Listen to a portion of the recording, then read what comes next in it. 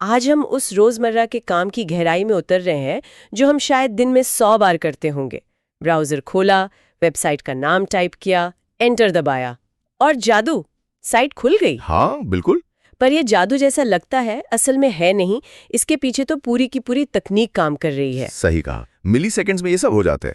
पर पर्दे के पीछे कई सारे सिस्टम्स हैं। मतलब डीएनएस है, सर्वर हैं, सीडीएन है, काफी कुछ है। तो चलिए इसी पूरी प्रक्रिया को खोलते हैं, देखते हैं कि जब हम एंटर दबाते हैं तो असल में क्या होता है। शुरुआत कहाँ से होती है? मान लीजिए मैंने टाइप किया api.mysite.com। ठीक है, तो सबसे पहले ब्राउजर को इस नाम का मतलब यानी इसका असली पता चाहिए। इंटरनेट पर पते चलते हैं आईपी एड्रेस से, जैसे 15.125.23.214। अच्छा, तो नाम को नंबर में बदलना है। हाँ। ये कैसे होता है? ये काम है डीएनएस का, डोमेन नेम सिस्टम। इसे आप इंटरनेट की फोन बुक समझ लीजिए। फोन बुक, ठीक है। हाँ, तो ब्राउजर पहले अपनी याददाश्त मतलब कैश में देखता है, फिर कंप्यूटर की कैश में, फिर लोकल नेटवर्क में पूछता है। और अगर कहीं ना मिले तो वो जाता है आईएसपी के डीएनएस रिजॉल्वर के पास। और अगर उसके पास भी ना हो तो वो रिजॉल्वर फिर कई सारे सर्वर से पूछता है, रूट सर्वर, टीएलडी सर्वर और आखिर में उस डोमेन के असली मालिक ऑथोरिटेटिव नेम सर्वर से। बाप रे, इतनी पूछताछ! हाँ, और तब जाकर वो सही आईपी एड्रेस लाता है। इसमें कभी-कभी 20 से 120 मिलीसेकंड्स भी लग जाते हैं। अच्छा खासा टाइम है ये तो। पेज लोड होने में देरी का एक कारण ये भी हो सकता है। खैर, आईपी एड्रेस मिल गया, अब अगला कदम। अब ब्राउजर उस आईपी एड्रेस वाले सर्वर के साथ एक कनेक्शन बनाता है। इसे कहते हैं टीसीपी कनेक्शन। ये एक भरोसेमंद कनेक्शन होता है। टीसीपी, ठीक है। और अगर वेबसाइट के आगे वो ताला बना हो, मतलब HTTPS वाली? हाँ, बहुत अच्छा पॉइंट। अगर HTTPS है तो टीसीपी कनेक्शन बनने के ठीक बाद एक और चीज होती है, TLS हैंडशेक। TLS हैंडशेक, ये क्या बला है? ये सुरक्षा के लिए है। मतलब ब्राउजर और सर्वर एक दूसरे से बात करके पक्का करते हैं कि हाँ, तुम वही हो जिससे मैं बात करना चाहता हूँ।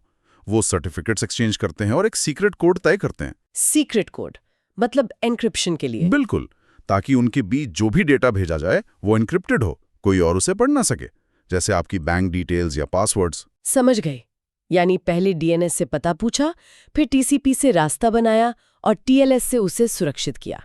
अब ब्राउजर कुछ भेजता है सर्वर को? हाँ, अब ब्राउजर भेजता है HTTP रिक्वेस्ट।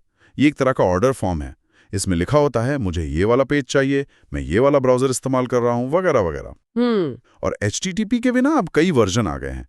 पहले HTTP 1.1 था, अब HTTP 2 है जो ज्यादा तेज है। HTTP 2 तेज कैसे है? वो क्या करता है, एक ही कनेक्शन पर एक साथ कई सारी फाइलें मंगा सकता है। सोचिए, जैसे पहले हर छोटी चीज के लिए अलग से जाना पड़ता था, अब एक ही बार में सब ले आए। अच्छा, मल्टीटास्किंग जैसा कुछ? हाँ, कुछ वैसा ही। इससे पेज जल्दी लोड होता है। अब तो HTTP 3 भी आ गया है जो QIC प्रोटोकॉल पर चलता है, वो और भी तेज है। कमाल है। तो ये रिक्वेस्ट सर्वर तक पहुंच गई।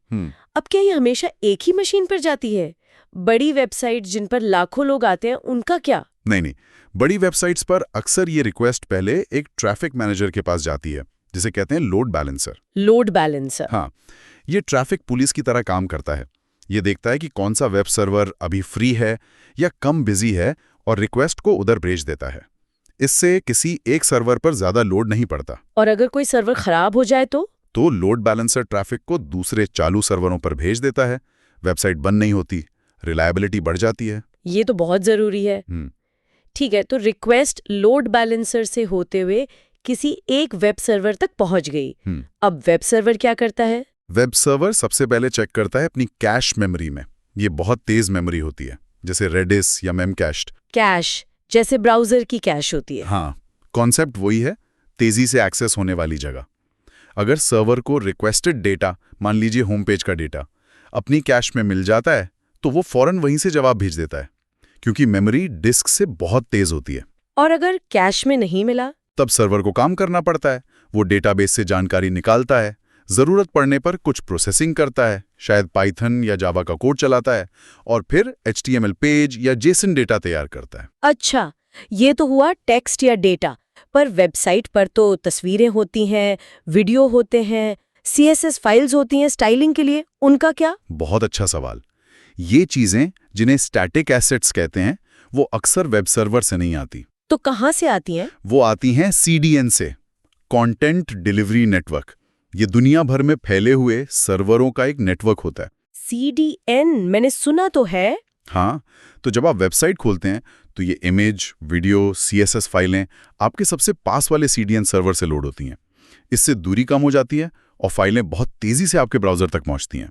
CDN भी जबरदस्त कैशिंग इस्तेमाल करता है। वहाँ मतलब सर्वर ने मुख्य डेटा भेजा और CDN ने बाकी सपोर्टिंग फाइलें, वो भी मेरे पास वाले सर्वर से। बिल्कुल। फिर ब्राउजर इन सब टुकड़ों को जोड़ता है। एग्जैक्टली। ब्राउजर को सर्वर से HTML मिलता है, CDN से CSS, जावास्क्रिप्ट इमेज मिलती हैं। ब्राउजर इन सब को लेता है, HTML के स्ट्रक्चर के हिसाब से CSS लगाकर स्टाइल बनाता है, जावास्क्रिप्ट चलाकर इंटरैक्टिविटी डालता है और तब जाकर आपको स्क्रीन पर पूरी वेबसाइट दिखती है। इसी को रेंडरिंग कहते हैं। क्या बात है! मतलब एक क्लिक और इतनी सारी टेक्नोलॉजी एक साथ काम कर रही हैं। DNS, TCP, TLS, HTTP, load balancer, web server, caching, database, CDN, सब कुछ मिलीसेकंड्स में। हाँ, और ये सब इसलिए ताकि हमें वो तेज और स्मूथ एक्सपीरियंस मिले जिसकी हमें आदत हो गई है। हर स्टेप पर स्पीड, रिलायबिलिटी और स्केलेबिलिटी का ध्यान रखा जाता है, जैसे कैश मेमोरी का इस्तेमाल, CDN का इस्तेमाल, लोड बैलेंसर, ये सब ऑप्टिमाइजेशंस हैं। ये तो वाकई कमाल की इंजीनियरिंग है। तो श्रोताओं के लिए एक सवाल छोड़ जाते हैं। अगली बार जब कोई वेबसाइट धीरे खुले तो क्या आप सोच सकते हैं कि इस पूरी चेन में कहाँ देरी हो रही होगी? क्या DNS स्लो था, सर्वर दूर था, या शायद CDN ठीक से काम नहीं कर रहा था? बिल्कुल, सोचने वाली बात है। इंटरनेट की अंदरूनी कहानी काफी दिलचस्प है।